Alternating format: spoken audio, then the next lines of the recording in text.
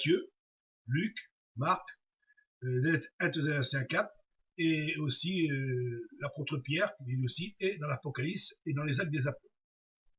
Il y a à peu près 318 versets qui n'en parlent pour cela.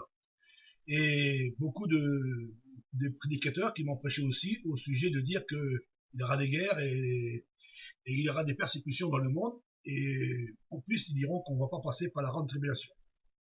Pour cela, je vais vous montrer que, à travers des versets de la Bible, vous prouvez que les chrétiens ont toujours passé par des tribulations.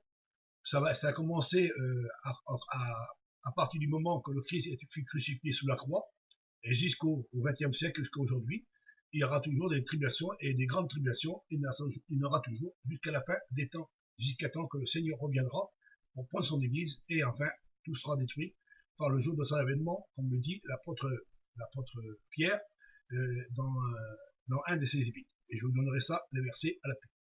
Alors, si vous voulez voir ces vidéos, je les montrerai en petite brochure, de vidéos, et vous verrez que de tous les temps, il y a toujours eu des tribulations, il y aura toujours des tribulations, il y a toujours eu des guerres, il y aura des bruits de guerre, des tremblements de terre, des famines, des persécutions, et même, on voit même parmi les gens d'aujourd'hui, le Christ dira que on sera haïs des uns et des autres, on sera persécutés, jugés, condamnés, maltraités, il y aura beaucoup de choses qui se passera avant l'avènement du Christ. Mais la plus grande chose qui va se faire, c'est quand, comme dira le Christ dans le temps de Noé, il dira que les gens mangeaient, buvaient, se réjouissaient et ne s'inquiétaient pas de ce qui arrivait. Et les gens ne faisaient même pas attention, et ce sera le jour que le Christ viendra, et ce sera au temps de Noé. Pour Noé, il n'avait pas eu de persécution, mais les gens, c'était dans la paix et dans la tranquillité. Quand ils diront paix et sûreté, il les surprendra. Et pour cela, je vous mettrai aussi les vidéos, je vous montrerai les versets pour pouvoir prouver que c'est pas quand il y aura des guerres ou des bruits de guerre ou des tremblements de terre ou des grandes persécutions. La dernière bête qui représente dans l'Apocalypse, parce que la première bête, c'est elle qu'elle a massacré depuis tous les temps, et la deuxième bête, c'est elle qui a représenté comme un agneau. Je donnerai le verset de l'appui dans l'Apocalypse 13, et il parle d'une bête qui est semblable à un agneau, et elle parle comme un dragon. Ça veut dire que tous ceux qui n'en voudront pas s'inscrire au sujet de la bête, qui dit que celui qui a de l'intelligence calcule le chiffre de la bête, et le chiffre de la bête c'est 166, et 666 c'est le chiffre de l'homme. Et cette bête-là, elle va séduire toutes les nations du monde entier, et elle le fait aujourd'hui, hein, et tous ceux qui ne voudront pas accepter le véritable évangile de Dieu, eh ben on les jugera, on les condamnera, on les proposera, parce que pourquoi ils n'en voudront pas voulaient accepter justement le chiffre de la bête. Et ça, je vous mettrai des petites vidéos pour vous montrer. Alors, comme d'autres aussi, ils disent que le Christ il va revenir invisible, qu'il dit à travers de leur verset, hein, comme il dit dans Matthieu 24, il dit il vient en un clin d'œil. En un clin d'œil, ou soit dans le livre de l'apôtre Paul, il dit on sera enlevé en un clin d'œil. Ça c'est faux, parce que si nous regardons le verset, je vous mettrai aussi le verset à l'appui, il dit changer en un clin d'œil, et c'est pas enlever en un clin d'œil. Il dit changer en un clin d'œil. Le verset aussi, quand il parle dans Matthieu 24, il dit il viendra de l'Orient à l'Occident comme une éclair. L'éclair, ça se voit, hein, c'est écrit noir sur blanc, ça se voit. Une éclair, ça représente éclat, lumière, paraître. Et le Christ va paraître comme une éclair, ça veut dire que toute la terre va voir cet éclair qui va paraître, et en plus, c'est marqué au jour de son avènement. Et le jour de l'avènement dire voir paraître. Alors on verra cet éclair, mais cet éclair, c'est pas une éclair qu'on voit dans le ciel. L'éclair, ça représente le Christ qui va paraître, et on va le voir tel qu'il est, dans toute sa grandeur. Et en plus, il y a un verset dans le Nouveau Testament aussi, comme dans les Actes des Apôtres, c'est des anges qui le disent.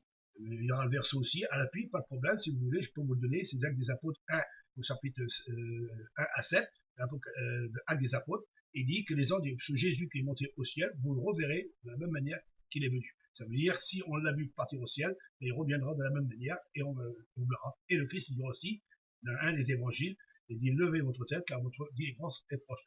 Mais il a dit, vous verrez des tribulations dans le monde. Prenez courage, car j'ai vaincu ce monde. Et c'est par beaucoup de tribulations qu'il faut rentrer dans le royaume de Dieu. Alors, c'est désolé, disons qu'on va passer on passera pas par la grande tribulation, ça c'est faux, parce que la tribulation, elle a déjà passé, elle a commencé par la persécution des chrétiens par Titus et par Hérode, et ainsi de suite, jusqu'à la fin du Moyen-Âge, et après ça a continué, jusqu'à aujourd'hui, et aujourd'hui, maintenant, c'est plus les persécutions, mais c'est la séduction. Voilà, la Bible dit, dans les derniers temps, si le Christ est ici, le Christ est là, ne le croyez pas, et c'est la foi des Christ et des faux prophètes, et viendra ce moment en disant, c'est moi. Et c'est ça qui est en train de se passer.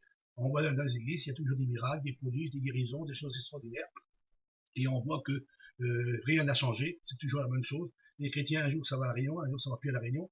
Les serviteurs, on ne les reconnaît même plus, ce sont des serviteurs, ce sont simplement des prêcheurs. Alors, toutes ces choses, si vous voulez, je peux vous les donner, et je peux vous faire une vidéo avec toutes ces choses-là pour vous montrer pour la gloire de Dieu le Tout-Puissant.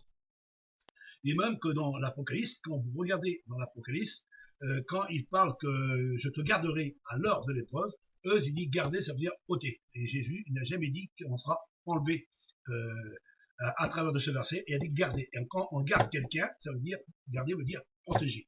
Je pourrais vous donner aussi le verset dans l'Apocalypse, je crois au chapitre 4, et il nous parle justement de ce verset, que je te garderai. Et même dans les 4 évangiles, Jésus, il dit de sa propre bouche, Père, je ne veux pas que tu les ôtes de la terre, mais que tu les gardes et que tu les protèges. Et le verset, c'est Christ lui dit lui-même dans les évangiles. Et dans l'Apocalypse, il dit, je te garderai à l'heure de l'épreuve qui va arriver sur le monde entier.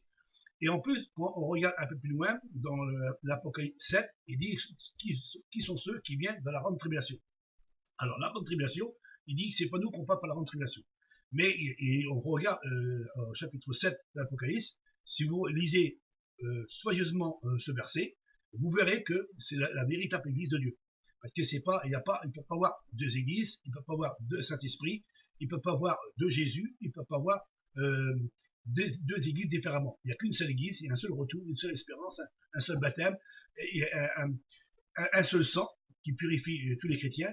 Et je peux vous donner tous les versets de la Bible pour bien prouver qu'il y a une seule église, une seule église. Il n'y a personne qui peut être lavé par le sang de l'agneau, ce sont les chrétiens. Ce sont qui sont lavés par le sang de l'agneau, ce sont les chrétiens. Et quand on regarde à travers de ce verset-là, il dit qui sont ceux qui viennent de la grande tribulation, ce sont ceux qui ont lavé leur robe dans le sang de l'agneau.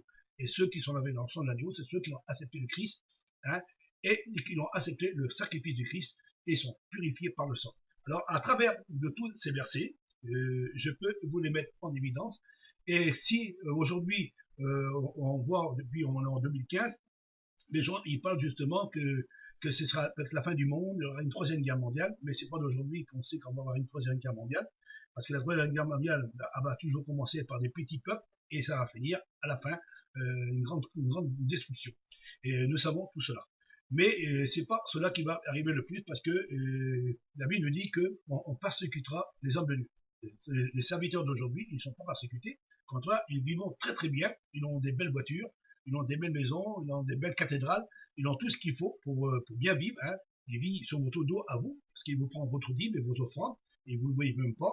Hein. Ils sont bien placés, hein, et ils essaient de vous séduire par leur prédication, qui disons que le Christ il est Dieu déjà. C'est déjà un faux message, parce que le Christ n'est pas Dieu.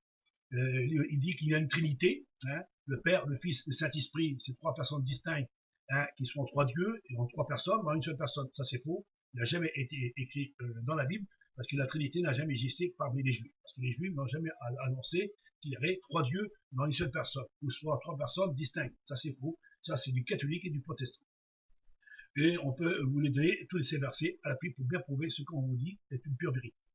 Alors, sur ce message que je vais vous apporter, alors vous, les églises aujourd'hui, on voit qu'ils tentent de s'agrandir, hein, de plus en plus. Hein, on en voit des prêchants dans des locales, même dans des hangars, et en plus des églises, ça s'augmente de plus en plus.